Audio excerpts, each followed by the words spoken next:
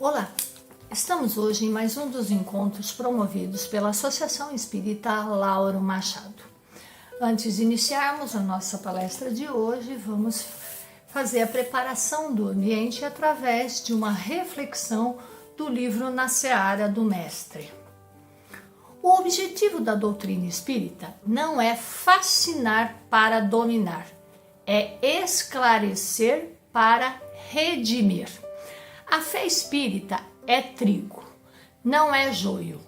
Nutre e fortalece a mente, não alucina nem incendeia a imaginação. Sua escola não visa a aliciar e arranjar indivíduos passivos que se movam tangidos pelo cajado de sagaz que a si mesmos se divinizam e ortogam palavras, poderes e privilégios. A moral espírita, revivendo a do Cristo, de Deus, cria personalidades, consolida caracteres, faz homens livres. É com a chave da coragem moral revelada na organização dos lares, colaborando com Deus no aperfeiçoamento das suas obras, mediante a criação e educação dos filhos, que os sacerdotes e as sacerdotisas da família farão girar em seus gonzos os portais dos tabernáculos eternos, penetrando vitoriosos em seus arcanos, acompanhados daqueles com quem lutaram ombro a ombro, ajudando a vencer as asperezas e as escabrosidades do carreiro percorrido. Jamais será com a gazua do celibato, dos claustros e das clausuras, fugindo aquelas responsabilidades e aqueles encargos pesados que se logrará abrir para si próprio e para outrem as portas dos céus.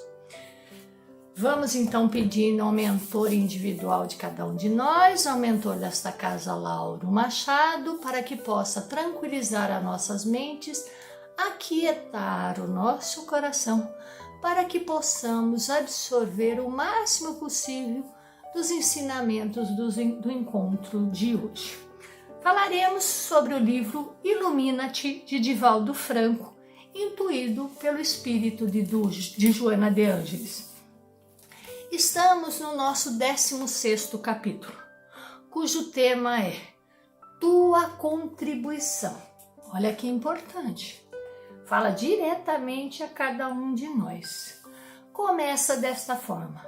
Reconheces as dificuldades que se avolumam em todos os segmentos da sociedade moderna, convidando-nos à reflexão e à busca de equilíbrio?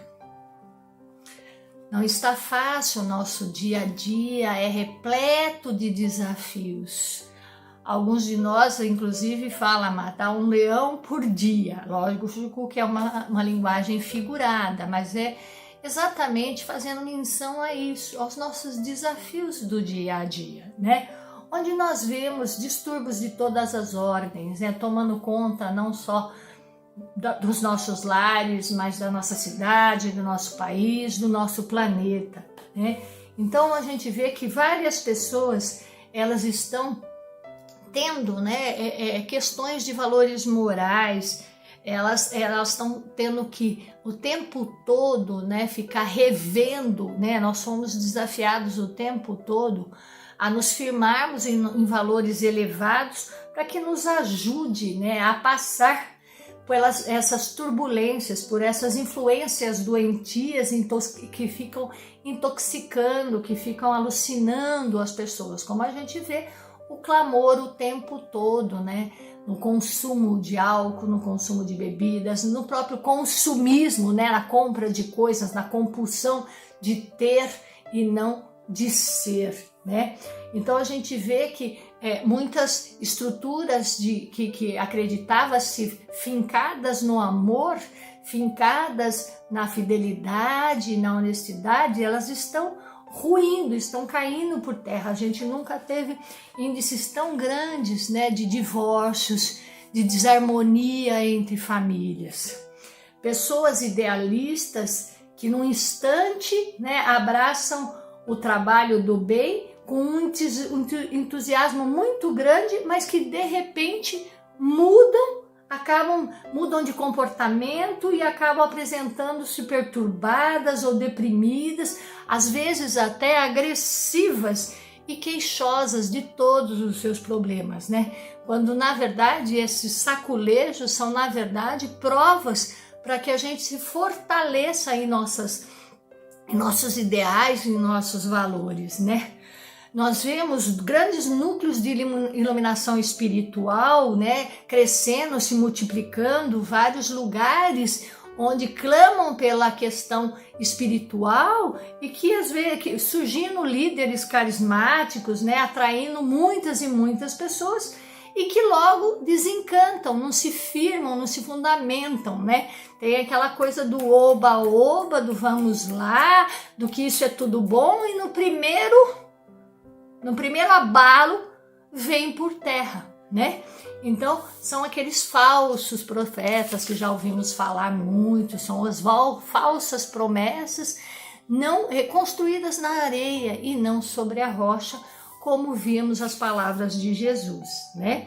Então nós vamos vendo que na verdade às vezes adotam façanhas verbais, né, para poder seduzir as pessoas e acabam não verificando os verdadeiros compromissos dessas pessoas. Então nós vamos ver que nós vamos, na verdade, né, sendo encorajados o tempo todo, né, a adotarmos novos comportamentos, nossas formas de viver, como falam agora, o novo normal, né? Então são formas de adaptação, são provocações para que crie-se movimento, para que a gente possa avançar e inclusive crescer, sem dúvida.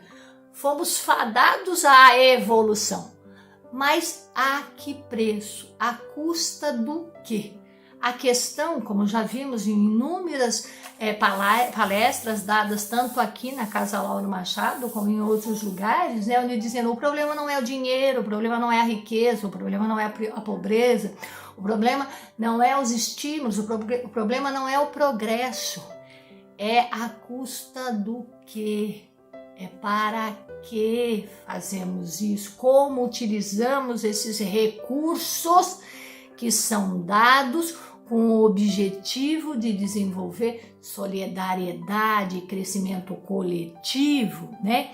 Então nós vemos que nós devemos nos encorajar, nos fortalecer para seguir Jesus, mas com dedicação, né? E a gente sabe que todos que seguem o Mestre Jesus, assim como o próprio Jesus, sofrem críticas.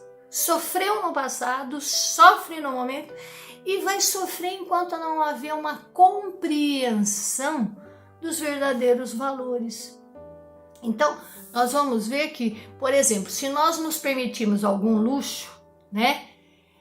Vão dizer que nós estamos tendo o quê? Nós vamos ser censurados, né? Porque vão nos acusar de não ter coragem de enfrentar combates corpo a corpo com outras necessidades, né? Enquanto, na verdade, a questão não é você ter o luxo, é fazer disso uma soberba, é fazer disso uma forma de ser prepotente, uma forma de humilhar outras pessoas. Se você se cuida a fim de não pareceres negligente ou irresponsável, és taxado de vaidoso e prepotente. Se te apresentas com a melhor simplicidade, vão te censurar e te acusar de hipocrisia, porque a verdadeira humildade não se encontra na aparência, mas no interior.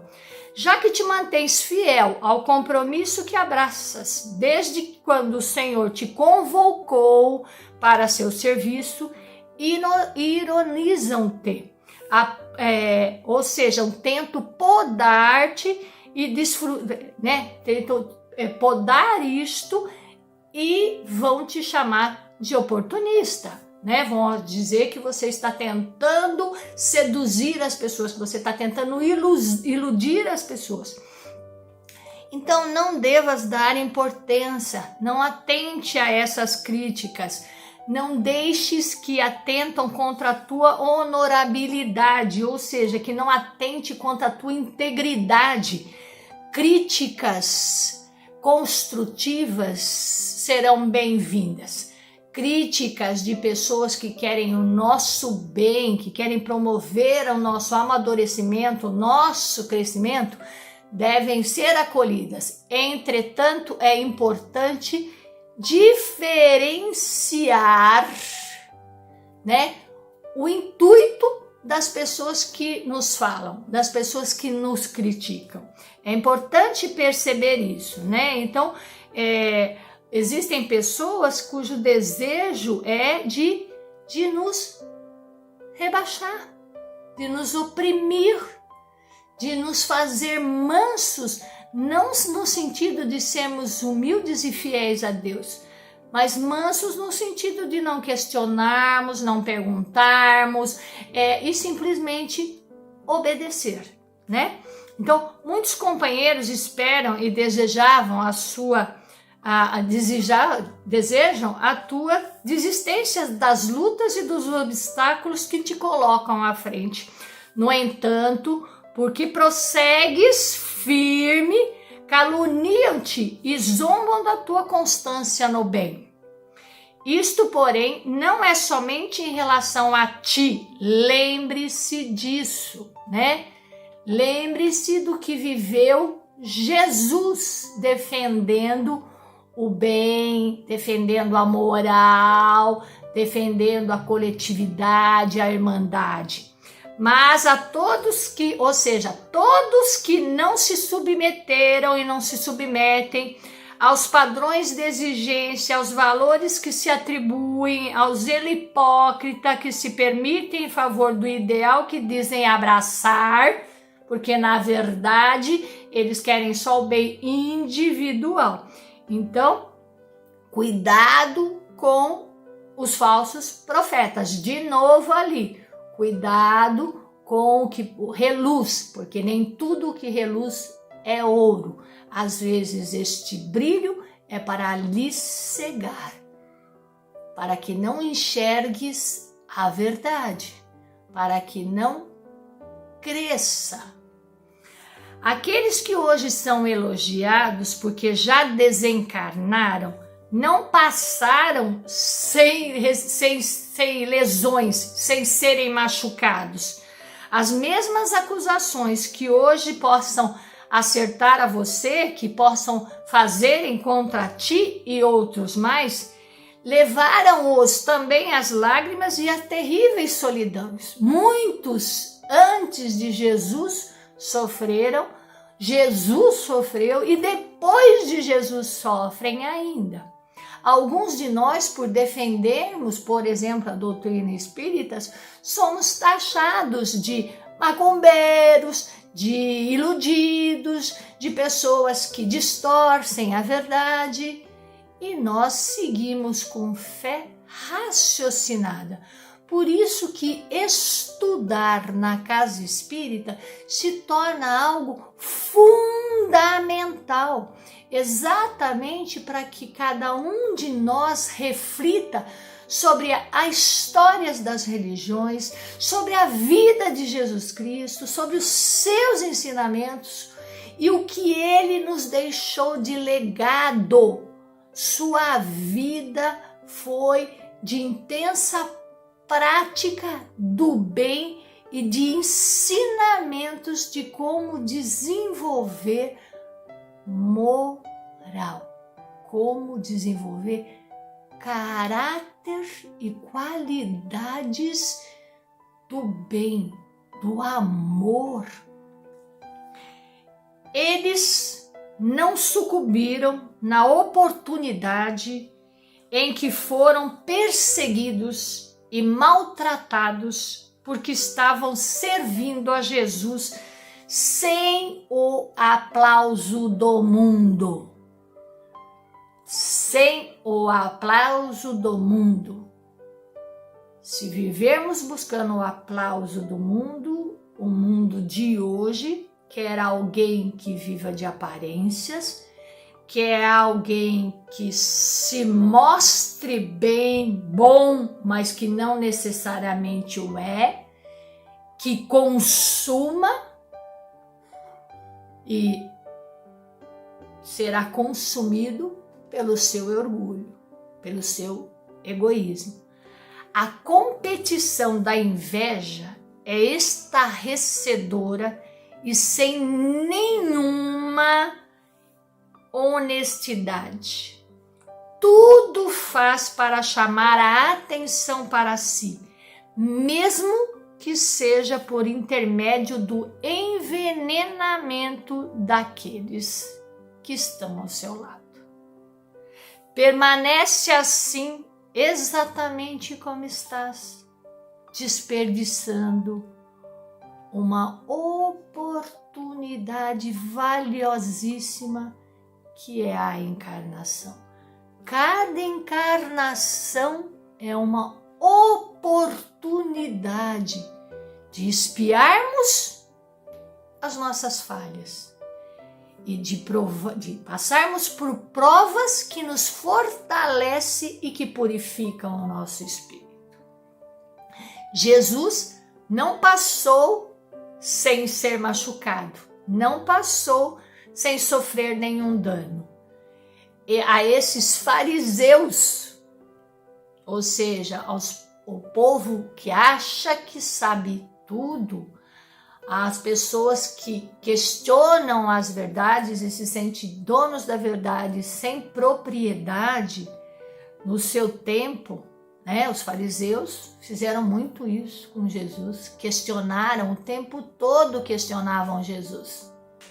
Nós vamos ver em vários momentos onde Jesus praticou as curas, eles questionavam, né? Eles questionavam se de fato aquele cego enxergou pela cura de Jesus ou se na verdade já enxergava. Questionou se Jesus ia mesmo fazer um ato de bondade, de cura num sábado. Questionavam como que um filho de Deus, como que o Consolador, como que o prometido viria num jumento e não num lindo cavalo, e como um romano, né, impondo forças, e ele veio com vestes simples, num jumento, com palavras doces e amorosas. Segue em direção ao Calvário alegremente, portanto, necessitas de esquecer-te de ti mesmo para pensar, divulgar e viver Jesus. Não temas a crucificação, porque somente após ela é que ressuscitarás em luz. Os cristãos primitivos doavam a existência pela honra de conhecer o Senhor a que amavam. Morreram muitos devorados por leões, mas reiterando a fé em Cristo. Todos os martírios imagináveis foram infligidos aos cristãos, e eles mantiveram-se alegres e fiéis, porque sabiam que o que os interessava não era o reino terrestre, era o reino dos céus. A tua contribuição, a nossa contribuição, é o exemplo, e tem que ser um exemplo de coragem e de compaixão para com todos, porque assim o fez Jesus.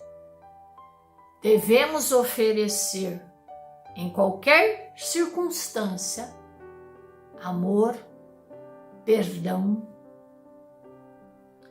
Deste modo, alegra-te sempre quando fores malsinado, ou seja, quando for caluniado, quando for perseguido. É doído? Sem dúvida. Cada prego na palma da mão e nos pés foi sofrido por Jesus. Coroa de espinho foi sofrida por Jesus. Seu calvário trouxe dor física a ele, mas o que o sustentou, o que o sustenta e o que nos deve sustentar é a fé. É saber que estamos sendo olhados, cuidados, protegidos e que tudo, absolutamente tudo que nos acontece é para promover a nossa evolução espiritual. Fomos criados para sermos seres de luz. Fomos criados para transcender a necessidade da matéria.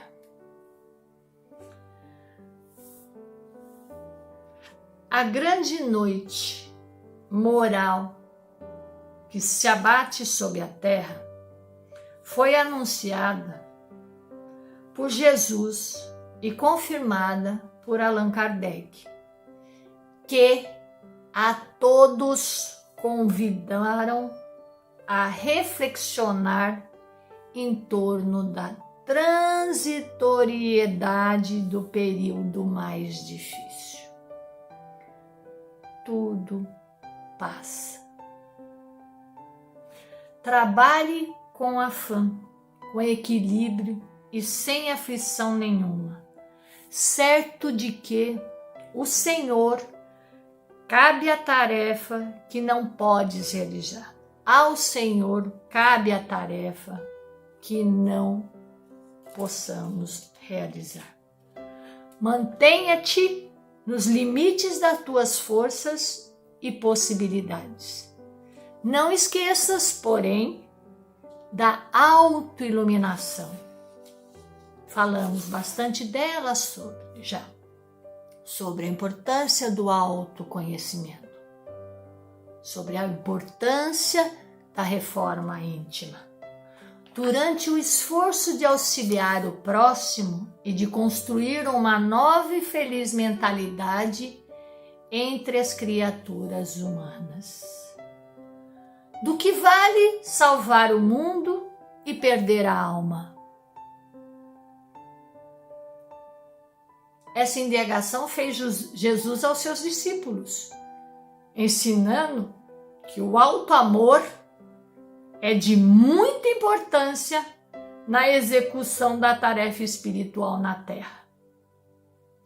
É muito fácil abraçar-se uma causa nobre, meritória, por breve período de tempo, mas mantê-la, ser fiel a ela, é aí que vamos entender a frase: muitos são os convidados e poucos escolhidos. Permanecer nesta tarefa nobre com fidelidade através dos anos até o fim da existência é muito difícil, constituindo um desafio a ser o mesmo no inverno sobre frio, na primavera, no inverno dos testemunhos das aflições, na primavera das alegrias e do sorriso, no verão das realizações, assim como no outono dos desencantos, perdendo as forças, mas sabendo que isso é transitório e que perder as folhas é para que renasçam nova folhagem, com mais vivacidade, com mais força.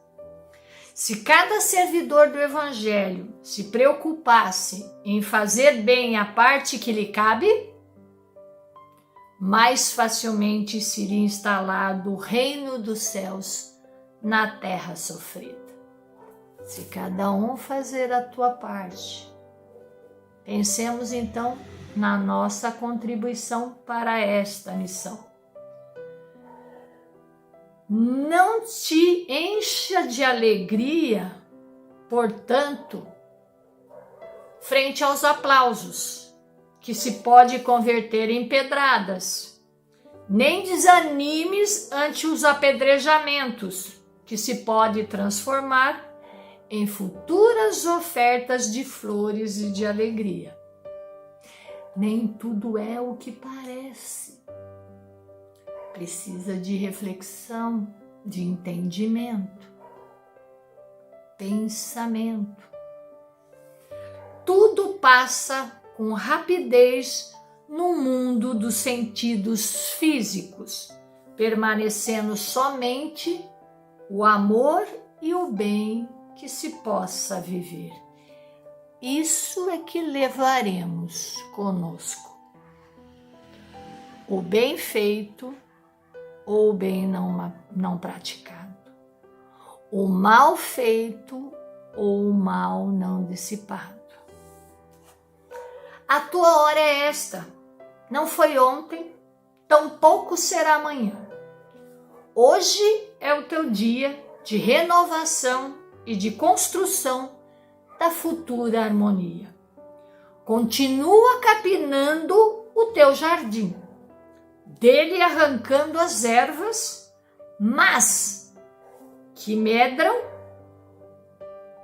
que crescem com facilidade, e plantando o trigo bom, que se converterá em pão. O Senhor espera por ti. Não te detenhas pelo caminho, em autodefesas, em lutas que não valem a pena, em autojustificações, nem recriminações. A tua contribuição é o amor incessante na seara em que deves trabalhar. A nossa contribuição é sermos discípulos de Jesus, divulgando o Evangelho, praticando o Evangelho, distribuindo amor e bênçãos, começando por nós, com respeito e amor aos nossos entes queridos, aos nossos amigos e inimigos, que possamos irradiar esse fluido universal que nos acompanha, que nos dá a diretriz e que ainda é primitivo, ainda é semente. Precisamos regar com boa água, bom adubo, boa luz, para que cresça, para que possa expandir-se, para que possamos também nos iluminarmos e iluminar, trazer mais luz ao mundo, dissipando assim as sombras presentes no nosso dia a dia, que tanto mal nos faz, e aos que queremos bem, ou seja, a toda a humanidade. Somos irmãos, devemos nos respeitar como tal, nos tratarmos como tal. Para isso, o Evangelho nos dá a diretriz, nos dá a direção, nos mostra o caminho o tempo todo. As nossas escolhas, o livre-arbítrio é que fará com que demonstrará em que grau estamos nessa escala de evolução. Fomos criados com um objetivo e é uma meta a ser alcançada.